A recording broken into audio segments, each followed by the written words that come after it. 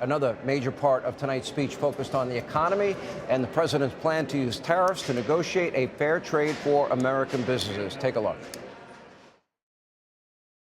American steelworker, fantastic person from Decatur, Alabama, Jeff Denard, has been working at the same steel plant for 27 years in a job that has allowed him to serve as the captain of his local volunteer fire department, raised 7 children with his beautiful wife, Nicole, and over the years provide a loving home for more than 40 foster children.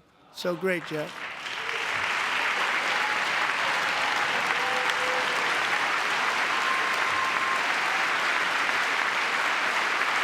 Thank you, Jeff. Thank you, Jeff.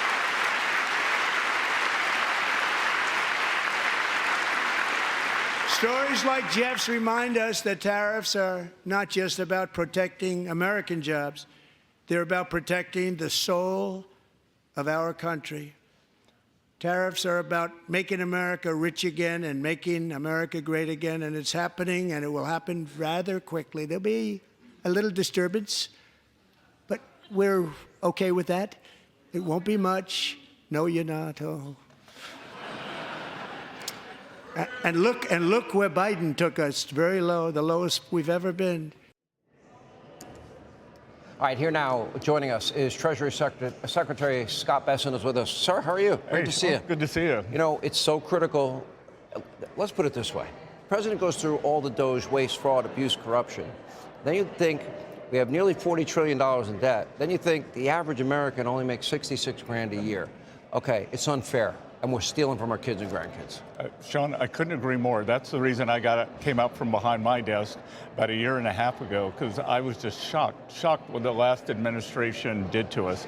This is the biggest deficit that we've had when we're not at war and not in a recession. 6.7, 6.8% of GDP, and they just blew out the spending. And now President Trump has a plan to bring it down slowly, and it's what I call, we're going to reprivatize the economy. We're going to reinvigorate the private sector, shrink the government sector. All right, so when I listen to people, and they usually tend to have a political agenda, and they hear him say tariffs. He says reciprocal tariffs, because we're already being, as he pointed out tonight, India, China, Canada, Mexico, the European Union, they all have massive tariffs on us. And is he not negotiating? Do they not, after all these years, know that Donald Trump's always negotiating? He's always negotiating, but I think they also know he means it, that he'll pull the trigger.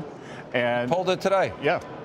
And look, I'm open to the idea that either the other sides can drop these big tariffs that they've got, they can drop them, or they know President Trump will put up the tariff wall, and then we'll see. So look, I call him Little Justin Trudeau. He's got 42 million citizens in Canada. We have 340 million here. He wants to pick that fight. Who do you think's going to win? Who's going to get hurt the most? Well, Sean, you know, he's already a lame duck. He's dead man walking, and so I don't think anybody ever took him seriously. I think he's kind of dangerous. We'll see. And my guess is that next week, Mark Carney's the prime minister. He's a little more reasonable. We'll see. It's simple. The president wants the borders secure. He wants free and fair trade across the board, nobody taking advantage of us. And the president would like fentanyl to stop coming into our country. If they do those 3 things, tariffs go away, and they get rid of their tariffs. Yeah, exactly. So the current 25% tariffs are about securing the border, about fentanyl, and then on April 2nd, we're going to see the reciprocal tariffs. Yeah, it's really not that complicated. You liking the new job? How do you like this swamp? Well, I don't know about the swamp, but the cabinet's great. The president's amazing. Every day is... He's a force of nature, isn't he? Oh, my God. And he's metaphysical force. He's on a roll, and that speech tonight was incredible. And you know, I think that... I've known him 30 years. I think it's the best speech he ever gave. I think it was fantastic. And the Democrats are flailing because you can't just be the resistance. You got to be for something. And they haven't coalesced. They have no idea what they're for. They're just against Donald Trump. And he continues he's winning, and they're just off balance. And he's in there every day for the American people. Well, congratulations on your new position. Good. We're looking forward. We got to turn this economy around as quickly as you can, get interest rates down, inflation down. I know you'll be a big part of that. We do it every day. Thank you. Thanks, Sean. All right. When we come back, more reaction to President Trump's joint address, plus the mother of Jocelyn Nungary will be here. Democrats wouldn't stand for her. We'll hear from Riley Gaines also after the president's promise to keep men out of women's sports. Kellyanne Conway, much more straight ahead.